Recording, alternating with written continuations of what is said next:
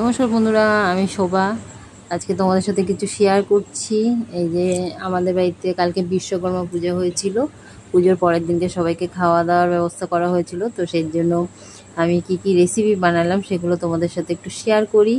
তো আজকে বানিয়েছিলাম আমি চিকেন বিরিয়ানি, মটন কষা, আমের চাটনি, পাঁপড় ভাজা, স্যালাড, আর সাথে ছিল পান্তুয়া। তো রেসিপিগুলো তো আমি তোমাদের দেখাতে পারিনি, তাই আমি তো রান্না করে পরে তোমাদের সাথে শেয়ার করলাম। জানিও কেমন হয়েছে রেসিপিগুলো, আর সবাইকে নেমন্তন্ন করা হচ্ছে, সবাই চলে এসছে। এই যে এদিকে শুরু হয়ে গেছে খাওয়া দাওয়া। যারা আগে এসছে তাদেরকে খাবার দেওয়া হয়ে গেছে, যারা যারা এখনও আসবে তাদেরকে পরে আবার দেওয়া হবে। তো এই যে ইনি হলো আমাদের মহানন্দদা। মহানন্দদাকে অনেকেই চেনেন। আর ইনি হলো মহানন্দদার ছেলে, আমার শ্বশুরমশাই। আর এই পাশে বসেছে সাহেব আর গৌতম। তো সবাই মিলে খাওয়া দাওয়া হলো। আজকের দিনটা খুব ভালো কাটলো। ধন্যবাদ সবাইকে।